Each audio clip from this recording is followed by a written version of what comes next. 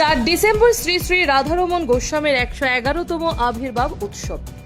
সেজে উঠছে বারুই গ্রামের আশ্রম।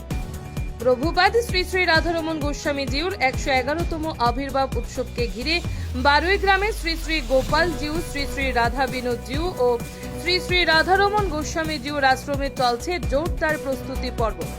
শ্রী শ্রী রাধারমণ গোস্বামী বাংলাদেশে জন্মগ্রহণ করেছিলেন, যদিও তার কর্মভূমি ছিল অসমের এই প্রত্যন্ত অঞ্চল বারুই গ্রামে। বলতে গেলে বারুই গ্রামকে আলাদা এক পরিচিতি দিয়েছেন রাধারমণ গোস্বামী। তাই তার আবির্ভাব তিথিতে প্রতি বছর হাজার হাজার ভক্ত শিষ্যের সমাগম ঘটে এই বারুই গ্রামে। আগামী 16 অগ্রহায়ণ অর্থাৎ 3 ডিসেম্বর শ্রীমদ্ ভাগবত পাঠ ও মাঙ্গলিক অনুষ্ঠানের মধ্য দিয়ে অধিবাস কার্যসূচি সম্পন্ন হবে। শুভ আবির্ভাব উৎসবের সূচনা হবে আগামী 17 অগ্রহায়ণ অর্থাৎ 4 ডিসেম্বর। সেদিনের কার্যসূচিতে রয়েছে ঠাসা অনুষ্ঠান। দিনব্যাপী চলবে হরিনাম যজ্ঞ, গীতা পাঠ, দুপুর থেকে চলবে মহাপ্রসাদ বিতরণ। 5 ডিসেম্বর ঘটা করে উদযাপিত হবে নন্দ উৎসব ও নগর পরিক্রমা। 3 দিনের এই বিশাল উৎসবকে সার্থক করে তুলতে ভক্ত শিষ্যদের প্রতি সার্বিক সহযোগিতা চেয়েছেন আশ্রম পরিচালন সমিতির সভাপতি সুনীল পাল ও সম্পাদক Tarun Chowdhury. Bureau report, Nababarta today.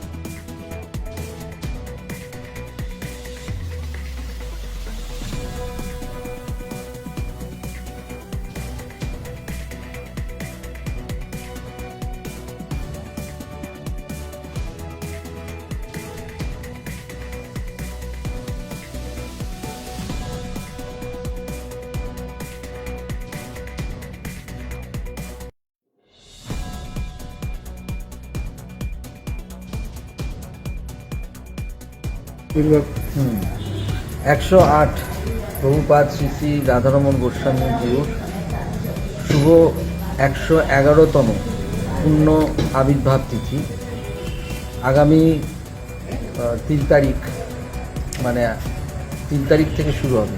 3রা December থেকে শুরু হবে, মানে 16ই অগ্রহায়ণ থেকে শুরু হবে। প্রভুর শুভ অধিবাস দিয়ে বিকাল 5:30 ঘটিকায় শুভ অধিবাসের সূচনা এবং বিগ্রহের স্নানাদি, মঙ্গলারতি, কীর্তন এবং তার আগে থাকবে বিকাল 3টা থেকে ভাগবত পাঠ। পরের দিন অর্থাৎ 17ই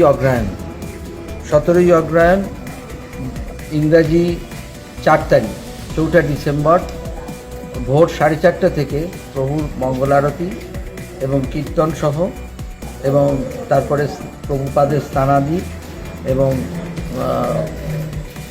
তোমার স্নানের পর কীর্তন সহ প্রভুর মন্দিরে আগমন, এবং সকাল 9টা থেকে গীতা যজ্ঞের বা গীতা পারায়ণের সূচনা, এবং তারপরে আছে গুরু পূজা, এবং দুপুর 12টার পর থেকে দুপুর 12টার পর থেকে হচ্ছে প্রসাদ বিতরণ, এবং সন্ধ্যাবেলায় আছেন 7:30 থেকে প্রভুর স্তব আরতি, উপাসনা এবং নানাবিধ অনুষ্ঠান এবং কীর্তন। এবং শেষ দিন অর্থাৎ 18ই অগ্রহায়ণ 5ই ডিসেম্বর ভোর 4:30 থেকেই প্রভুর মন্দিরে মঙ্গল আরতি আছে, এবং তারপর কীর্তন সহ নগর পরিক্রমা দিয়ে প্রভু উৎসবের সমাপ্তি ঘোষণা হবে। এইভাবেই আমরা প্রভুর এই জন্মোৎসব তিথিকে নানাবিধ অনুষ্ঠানের মাধ্যমে সাজিয়েছি, এবং এই অনুষ্ঠানে দীক্ষাও হবে। দীক্ষা হবে বৃহস্পতিবার 4 ডিসেম্বর। আমরা যে সমস্ত মানুষ দীক্ষা নিতে আগ্রহী তাদের সকলকে আমরা অনুরোধ জানাচ্ছি তারা যেন সকাল 8:30-9টার মধ্যে আশ্রম প্রাঙ্গণে এসে যায় এবং বিধিবদ্ধ ফর্ম ফিল আপ করে, এবং এবারের এই দীক্ষা প্রদান করবেন শ্রী শ্রী গৌর গোবিন্দ দাস বাবাজি।